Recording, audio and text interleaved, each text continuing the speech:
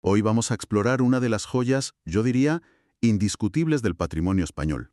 Un rostro que parece observarnos desde la profundidad de los siglos, la Dama de Elche. Mm, Pero ojo, no es solo una escultura magnífica del arte ibérico, es una pieza que, casi desde que apareció, ha estado envuelta como en un aura de misterio, ¿no? Generando preguntas, debates, que van mucho más allá de la arqueología. exacto. Para analizar esto en detalle, contamos con una fuente particular, que se titula Crónicas del Silencio. Es un material interesante porque recopila tanto la información histórica, la aceptada, sobre la dama, Lo canónico, digamos. eso es, como también un abanico de teorías, de interpretaciones, pues mucho más heterodoxas, más enigmáticas que han ido surgiendo. Nuestra misión hoy es precisamente desgranar eso. Separar lo que se sabe, lo establecido, de lo que pertenece más al terreno de la especulación que esta fuente recoge. Entender por qué esta figura sigue generando tantísima fascinación. Exacto. Y para empezar, creo que es fundamental asentar las bases, ¿no? Lo que la arqueología y la historia del arte nos dicen sobre la dama, tal como lo resume también nuestra fuente. Perfecto. Pues mira, fue descubierta, de forma casual, en 1897, en el yacimiento de la Alcudia, cerquita de Elche, en Alicante. Es un busto tallado en piedra caliza, una caliza porosa, y la calidad artística es, excepcional para su contexto. Se nota, ¿verdad? Muchísimo. La datación más aceptada la sitúa entre los siglos V y IV antes de Cristo, pleno apogeo de la cultura ibérica. Vale.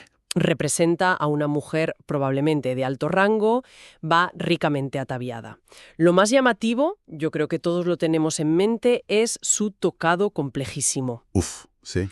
Una cofia que cubre la frente, una mantilla adornada que le cae sobre el pecho y sobre todo esos enormes rodetes laterales que cubren las orejas, decorados con perlitas incrustadas. Impresionantes. Y además lleva varios collares superpuestos, algunos con colgantes en forma de ánfora.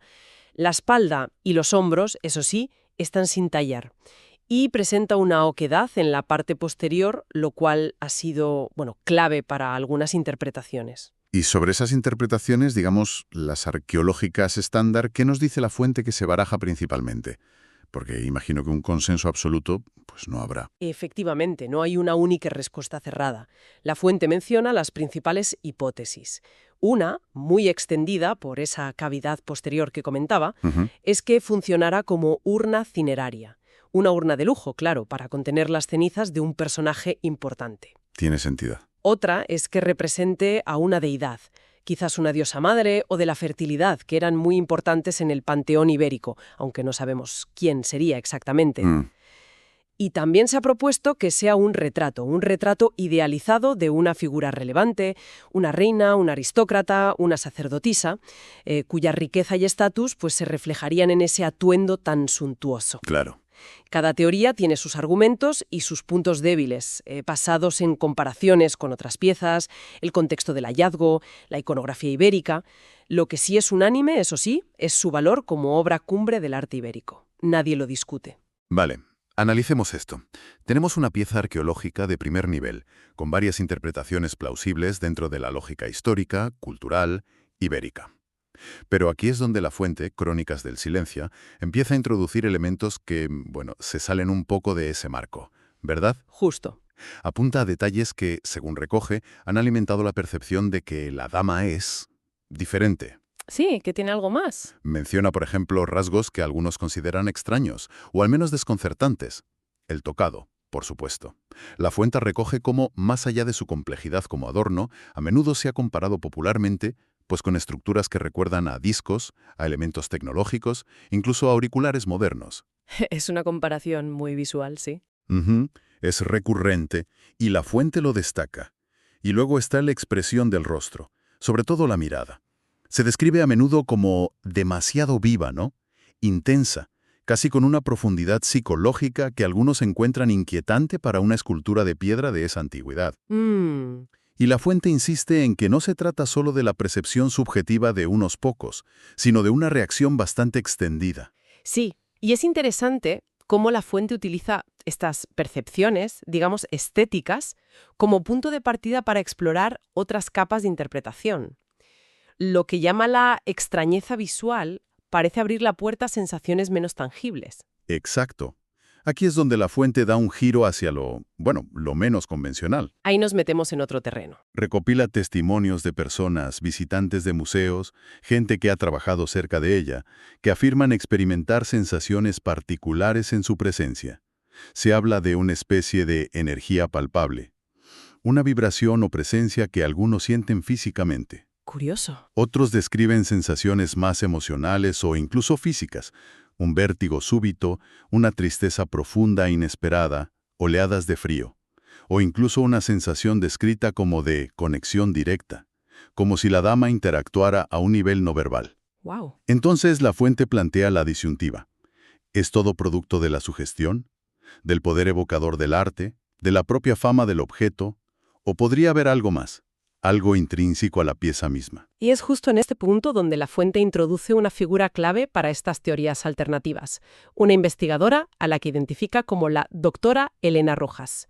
La describe en el texto como parapsicóloga. Ajá. Lo fascinante aquí es que la fuente detalla supuestos intentos de medir objetivamente estas sensaciones subjetivas.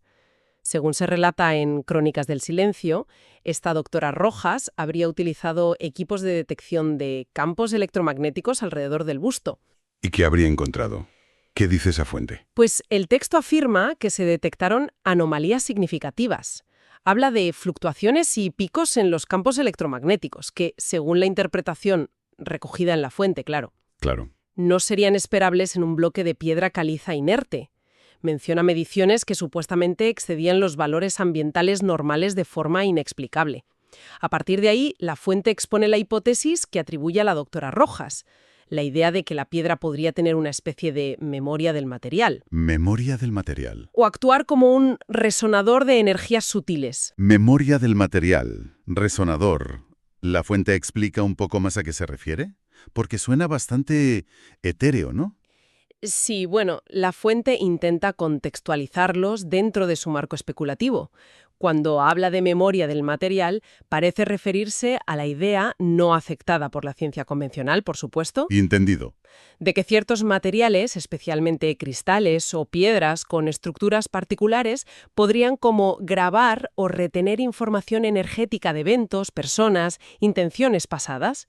Es un concepto habitual en círculos de pseudociencia o esoterismo, vamos. Vale. Y lo de resonador, pues se plantea en la fuente como la capacidad de la dama para amplificar o interactuar con ciertos campos energéticos, o incluso con la conciencia humana.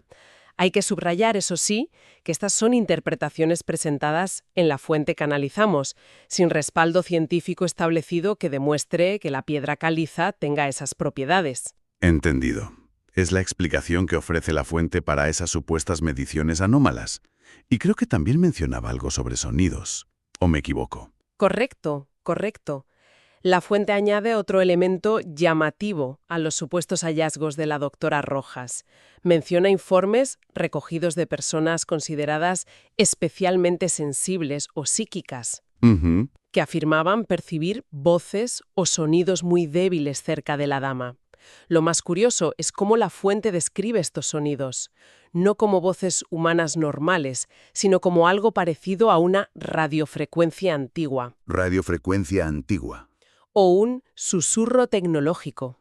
Es una descripción muy sugerente que la fuente utiliza para reforzar la idea de que la dama podría no ser simplemente una escultura pasiva. Radiofrecuencia antigua.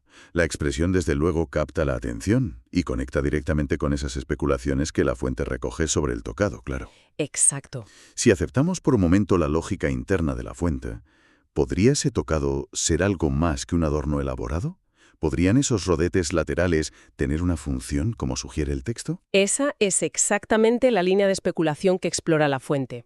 Partiendo de la forma peculiar de los rodetes, que visualmente pueden recordar a dispositivos, Sí. funcional, se barajan ideas como que actuaran como una especie de antena ancestral, un receptor, o quizás incluso un emisor de algún tipo de información o energía. Uf. ¿Y cómo contextualiza la fuente esta idea tan tecnológica para una pieza del siglo V a.C.? Parece un salto enorme.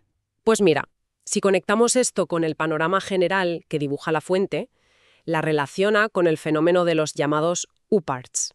Ah, los objetos fuera de lugar. Exacto, los out of place artifacts. Objetos arqueológicos que parecen tecnológicamente demasiado avanzados para la época a la que pertenecen. La fuente cita ejemplos de otras culturas. ¿Vale? Y en el caso específico de la dama, se llegó a mencionar la teoría más extrema recogida en el texto, que los rodetes no fuesen solo una antena para energías sutiles o terrestres, sino que formaran parte de un sistema de comunicación de origen, y aquí la fuente usa la expresión no terrestre. Vaya. Es crucial reiterar que esto se presenta explícitamente en la fuente como una especulación audaz, una hipótesis dentro del terreno de lo enigmático, no como una afirmación respaldada por evidencia arqueológica o científica convencional. Simplemente la fuente recoge y expone estas interpretaciones alternativas que circulan por ahí. Clarísimo. Es una de las interpretaciones más, bueno, al límite, que explora Crónicas del Silencio y muestra hasta qué punto un objeto puede inspirar teorías que desafían nuestra comprensión habitual de la historia. Pero si seguimos ese camino especulativo que traza la fuente, creo que aún hay una idea más sorprendente todavía. Sí. La fuente culmina su exploración de lo enigmático con la propuesta más audaz de todas, diría yo. ¿Qué sería? La posibilidad de que la dama de Elche no sea solo un objeto, ni siquiera un dispositivo, sino algo que denomina un portal ¿Un portal? o un punto de conexión interdimensional. ¿Un portal? Eso suena directamente a ciencia ficción. ¿Cómo lo define la fuente? ¿Un agujero de gusano en el museo? ¿O...? Sonríe levemente. No exactamente. La fuente intenta matizarlo. Aclara que no se referiría a un portal físico, a un umbral que se pueda cruzar así como así. Ah, vale. Más bien, lo plantea como una especie de confluencia energética, un nexo o punto focal donde diferentes dimensiones, realidades o planos de existencia podrían, digamos, converger o interactuar. Un lugar que facilitaría, según esta teoría recogida en la fuente, el paso de información, de consciencia o incluso de presencias entre esas distintas realidades. Es sin duda la hipótesis más metafísica que presenta el material. Una confluencia energética. Sigue siendo un concepto bastante abstracto, ¿no? ¿La fuente ofrece alguna base para esta idea más allá de las sensaciones subjetivas o esas mediciones electromagnéticas dudosas que mencionabas? La base que presenta la fuente es, en esencia, la acumulación de todos los elementos anteriores. Ah, claro. La extrañeza visual, las sensaciones reportadas, las supuestas anomalías energéticas, las teorías sobre el tocado como dispositivo, todo ello se hila en la fuente para sugerir que la dama podría tener una función que trasciende lo material y lo histórico conocido. Ya veo. Esto plantea una pregunta importante. ¿Cómo se relaciona esta interpretación con el estudio riguroso de un artefacto? Obviamente, supone un salto conceptual enorme. Claro. La arqueología trabaja con evidencias materiales, contextos culturales, análisis estilísticos, mientras que esta teoría del portal entra de lleno en el ámbito de lo especulativo, de lo no falsable científicamente. La fuente lo reconoce implícitamente al presentarla como la culminación de las interpretaciones más esotéricas.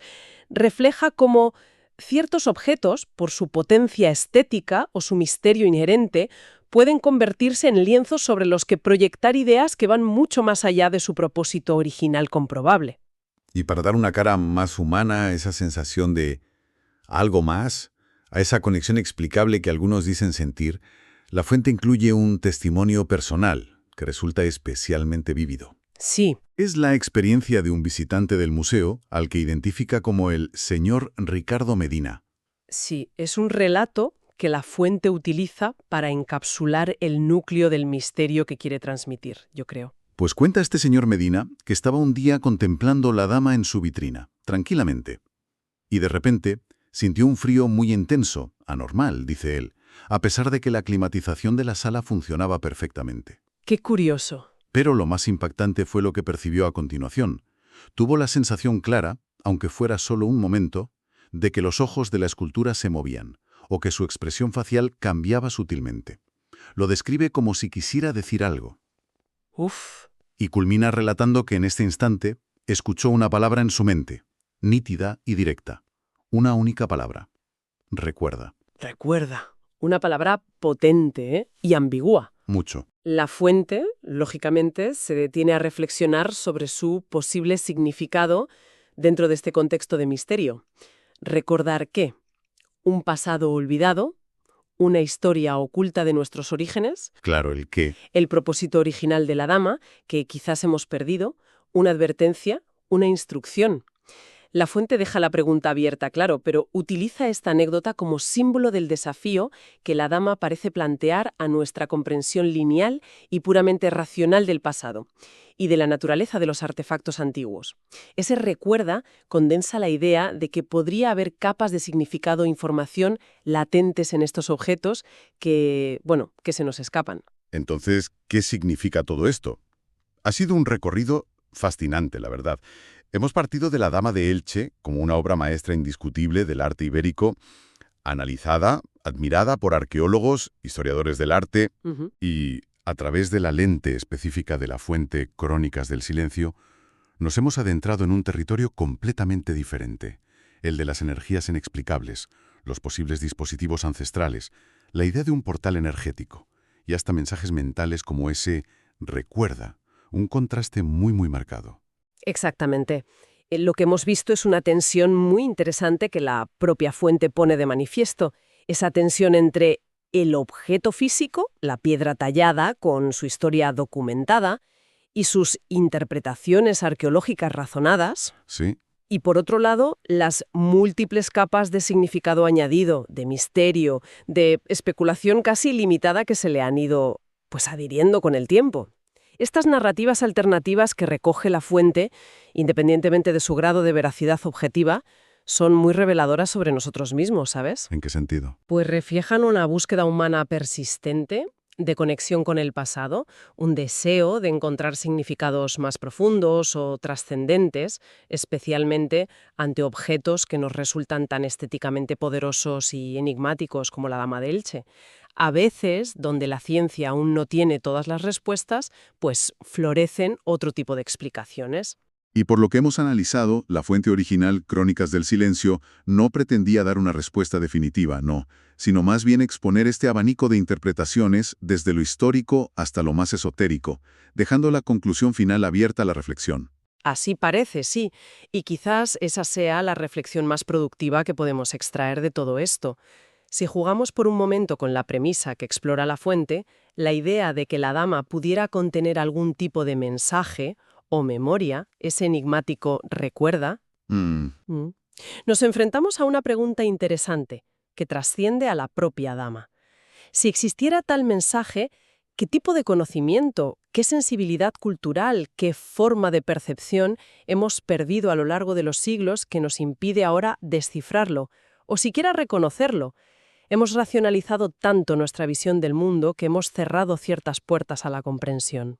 O, planteándolo desde otra perspectiva, es quizá la propia persistencia de estas preguntas y de estas teorías tan heterodoxas en torno a artefactos como la Dama de Elche lo que realmente nos dice algo importante. ¿Qué quieres decir? Tal vez no tanto sobre el objeto en sí, sino sobre nosotros, sobre los límites de nuestro conocimiento actual del pasado, y sobre nuestra profunda necesidad humana de llenar los vacíos de información con relatos que aporten misterio, significado o incluso esperanza en algo que trasciende lo cotidiano. Una pregunta que sin duda invita a seguir explorando. Desde luego. Da que pensar.